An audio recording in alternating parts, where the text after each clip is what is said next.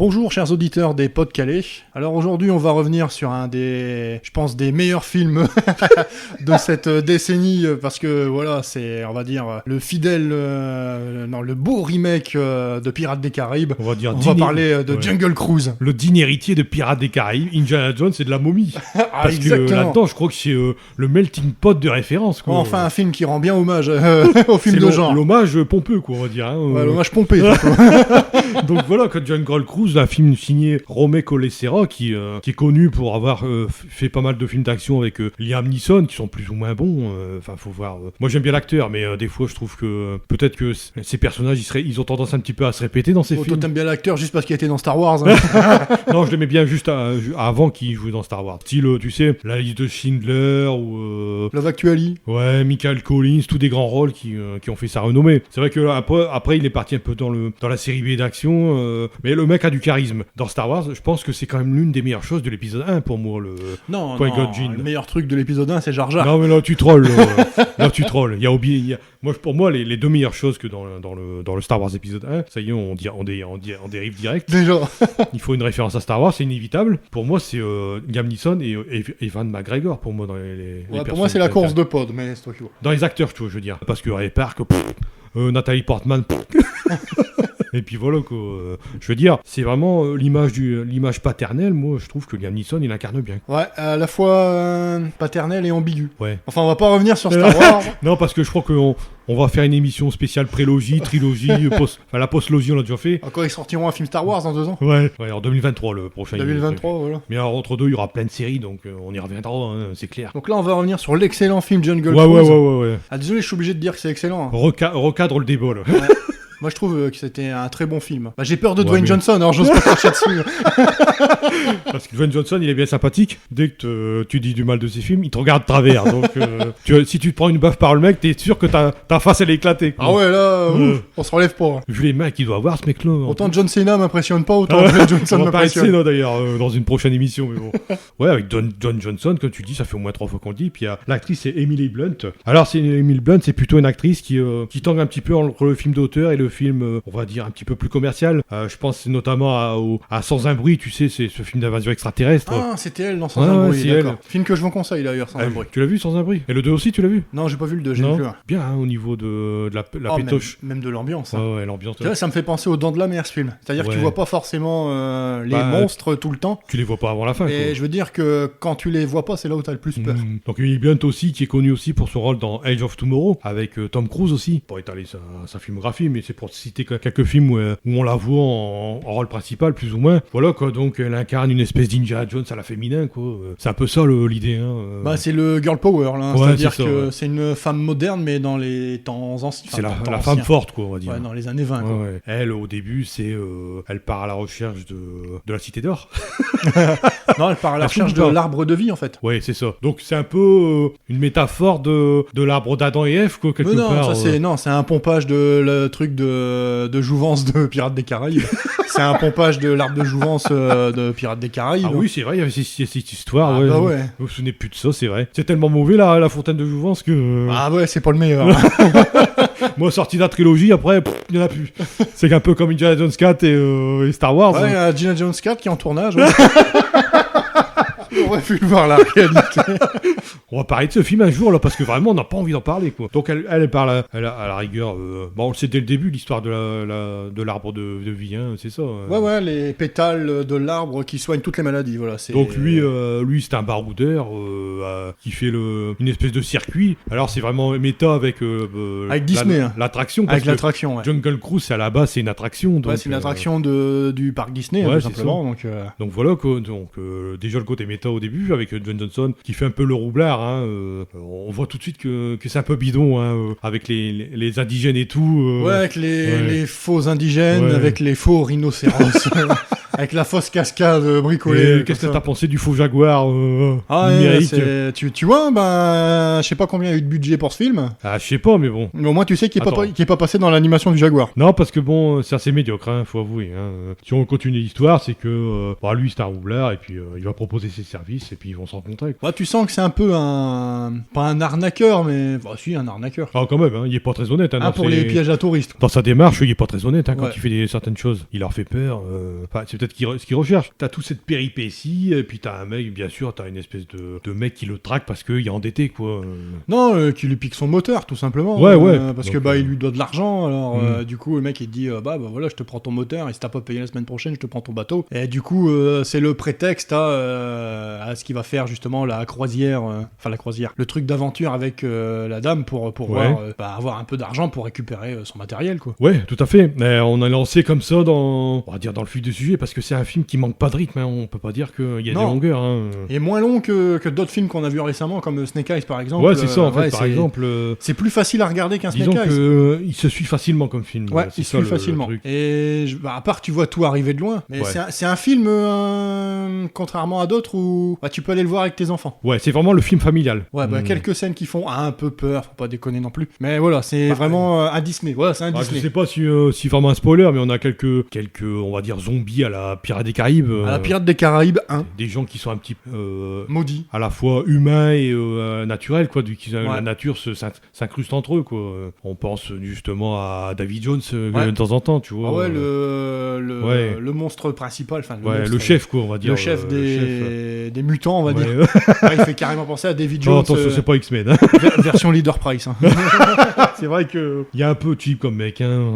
Il est pas intéressant. Davy Jones, il y a une certaine prestance. Alors, le budget, moi, j'ai trouvé 200 millions quand même de dollars. Il y a dû avoir 180 millions pour Dwayne Johnson. À mon avis, le mec a bien monopolisé le contrat. Et 1 million pour le Jaguar. Et puis on se demande, Emily Blunt, comment elle a été payée, quoi. Elle n'a pas été payée. C'était comment on dit quand on n'est pas payé, là. Un bénévole. Ouais, c'est ça, bénévole, on va dire. Alors, moi, j'ai relevé quelques péripéties à la... Bon, déjà, la Indiana Jones, je sais pas si t'as pensé comme moi, mais il y a quand le bibliothécaire, il tape sur le... Elle doit creuser un trou, mais ça va faire un trou, ça va faire du bruit. Donc, elle attend que le bibliothécaire, il tamponne le truc. Donc, ça, c'est Indiana Jones, tu vois. Ça, c'est un petit truc, un petit rappel. Bon, il y a Pirates des Caraïbes, mais je crois que c'est vraiment Pirates des Caraïbes. Je crois que c'est vraiment à toutes les scènes où il y a des effets spéciaux, quoi. Il y a la momie, la scène avec les échelles qui passent d'une bibliothèque à l'autre, par exemple, tu vois. Aussi, donc ça c'est la momie. Ça c'est la momie, quoi. En même temps, c'est Disney la momie, non? Non, c'était pas Disney, c'était Universal. Alors, une petite plainte pour plagiat.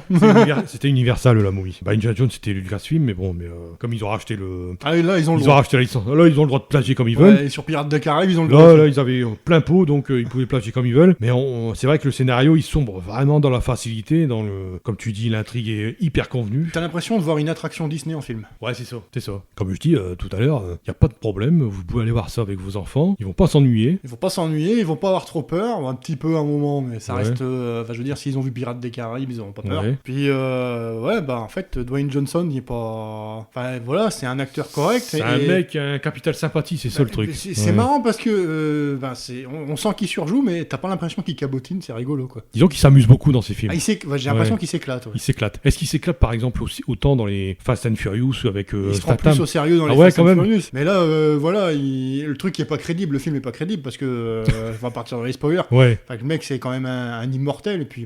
Un côté Highlander, quoi. Voilà, et puis ça. Je veux dire, c'est même pas lui spécialement qui sauve la demoiselle non plus, donc c'est assez rigolo, quoi. Puis il se prend des coups, enfin voilà, elle lui met des patates dans la gueule sans faire exprès, des trucs comme ça, et puis c'est assez rigolo. Puis t'as l'impression de regarder un peu un Jumanji aussi, tu vois. Il se prend, justement. C'est le mec super fort, mais c'est pas non plus le gros surhomme.